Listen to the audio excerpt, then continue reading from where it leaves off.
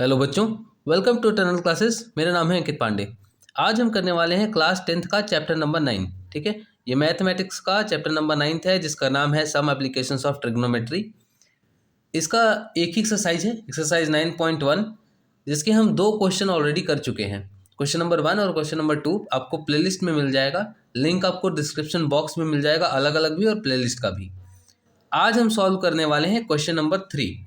तो चलिए question number 3 को पढ़ते हैं और सॉल्व करते हैं। क्वेश्चन नंबर 3 है, a contractor plans to install 2 slides for the children to play in a park. For the children below the age of 5 years, she prepares to have a slide whose top is at height of 1.5 meter and is inclined at the angle of 30 degree to the ground. Whereas for elder children, she wants to have a steep slide at a height of 3 meter and inclined at the angle of 60 degree. ठीक है, जरा ये समझिए, हमको ये क्या पता करना है, what should be the height of the slide in each case.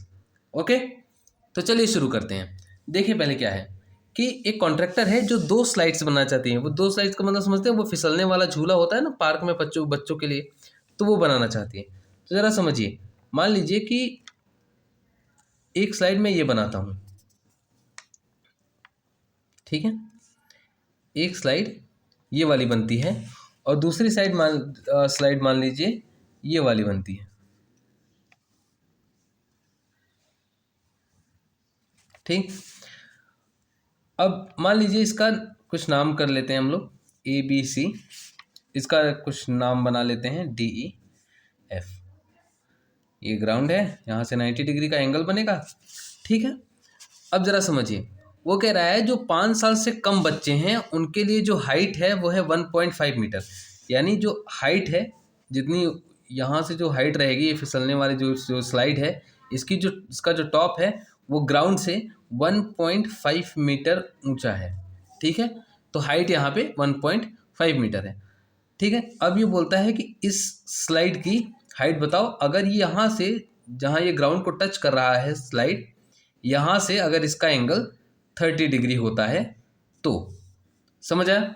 ऐसे ही ये कह रहा है कि जो बड़े बच्चे हैं उनके लिए जो हाइट है वो हो जाती है 3 मीटर। समझ आया? कितना? 3 मीटर। फिर से अगेन कह रहा है कि जब ये 3 मीटर होगा तो अब ये एंगल बढ़ के कितना हो गया है, 60 डिग्री। तो दोनों केस में ये बताओ कि जो बिलो एज है 5 साल के अंदर वाले बच्चे, उनके लिए जो ये बनाया गया है पहला वाला, ये फर्स्ट केस है। हम इसको ऐसे मान सकते हैं कि केस नंबर फर्स्ट है ये, और ये केस नंबर सेकंड है जिसमें हमने एल्डर्स के लिए बनाया है।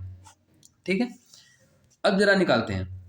तो ध्यान से देखिए, हमारे पास है क्या, हमारे पास थीटा है ना।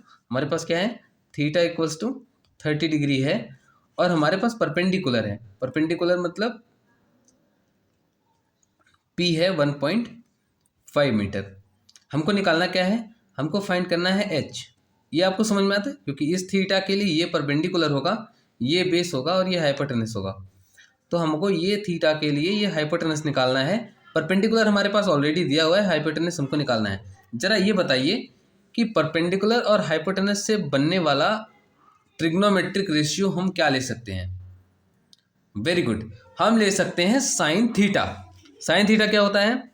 साइन थीटा होता है perpendicular upon hypotenuse. Perpendicular upon hypotenuse.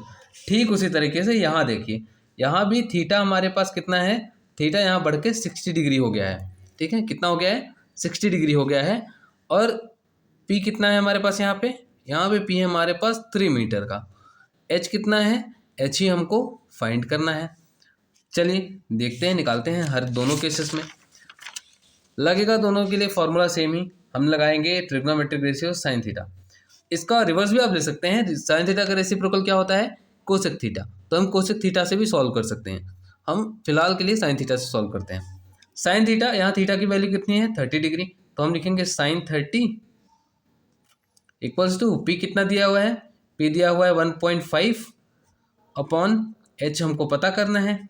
Sign 30 की वैल्यू होती है बेटा 1.1/2। ठीक है, ये 1.5 है, ये H है। यहाँ से H की जो वैल्यू आएगी, यहाँ से H की जो वैल्यू आएगी वो आएगी 1.2, 1.5। इंटू 2, समझ आया। यहाँ से h की जो वैल्यू आएगी वो कितनी आएगी 1.5 इंटू 2, यहाँ से कितना हो जाएगा 3 मीटर। तो पहले केस में जो हाइट आएगी, जो लेंथ आएगी स्लाइड की, वो कितनी होगी 3 मीटर। तो जिस इसकी वैल्यू आई है वो आई है 3 मीटर। मतलब ये स्लाइड कितनी लंबी है, 3 मीटर लंबी ये स्लाइड है। समझ आया? ओके। अब जरा एक और चीज़ समझिए, इसमें आइए दूसरे वाले केस में। दूसरे वाले केस में क्या निकालना है, फिर से हमको साइन थीटा लगाना है।